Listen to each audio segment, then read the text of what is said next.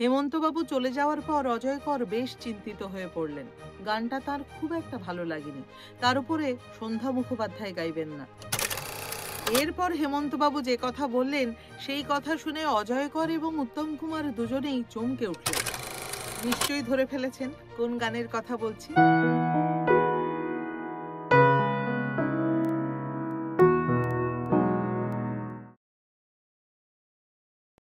ভবানীপুরে পুলক বন্দ্যোপাধ্যায়ের দিদির বাড়িতে একটি সিটিং চলছে।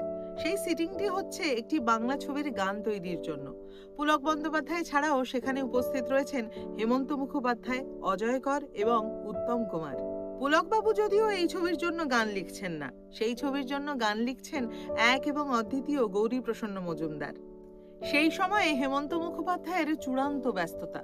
তখন তিনি মূলত বোম্বেতেই থাকেন এবং ঘড়ি ধরে কলকাতায় যাতায়াত করেন। গৌরীবাবুর লেখা গানে তিনি সুর করে ফেলেছেন। সেদিন সিটিংয়ে সেই গানটি গেয়ে শোনালেন। গান শুনে অজয়কর এবং উত্তম কুমার একটু চুপ করে রইলেন। হেমন্ত মুখোপাধ্যায় এবার হারমোনিয়াম বন্ধ করে ঘড়ি দেখে বললেন, আমার ফ্লাইটের টাইম হয়ে গেছে। উত্তম, এবার বলো, ঠিক আছে তো? উত্তম কুমার একটু মাথা নেড়ে বললেন, বাহ। এবার হেমন্তবাবু বললেন, রেকর্ডিং কিন্তু বোম্বেতেই হবে। ওখানে মিনু কাটরাকের স্টুডিওতে ইকো চেম্বার এসে গেছে। কলকাতাতে এই সুবিধা নেই, কাজেই মিনুর ওখানেই রেকর্ডিং হবে। সকলেই এই প্রস্তাবে রাজি হলেন। এরপর হেমন্তবাবু যে কথা বললেন সেই কথা শুনে অজয়কর এবং উত্তম কুমার দুজনেই চমকে উঠলেন। হেমন্তবাবু বললেন, গানটা গাইবে কিন্তু গীতা, অর্থাৎ গীতা দত্ত। ছবির নায়িকা হলেন সুচিত্রা সেন। তার লিপে সন্ধ্যা মুখোপাধ্যায়ের গান থাকবে না? এই প্রশ্নের উত্তরে হেমন্ত মুখোপাধ্যায় এবার খুব গম্ভীর হয়ে বললেন, এই গান ভারতবর্ষে গীতার মতো আর কেউ গাইতে পারবে না। হেমন্তবাবু চলে যাওয়ার পর অজয়কর বেশ চিন্তিত হয়ে পড়লেন। গানটা তার খুব একটা ভালো লাগেনি। তার উপরে সন্ধ্যা মুখোপাধ্যায় গাইবেন না।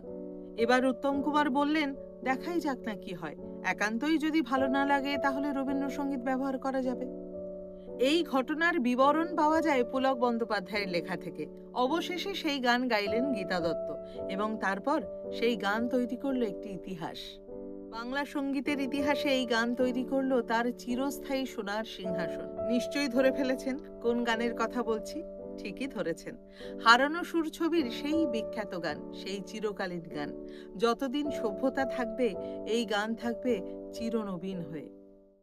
তুমি যে আমার, ওগো তুমি যে আমার,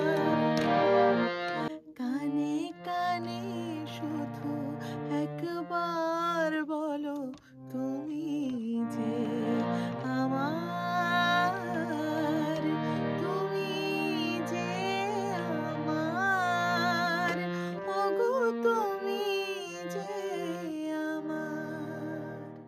আজ তবে এই পর্যন্তই।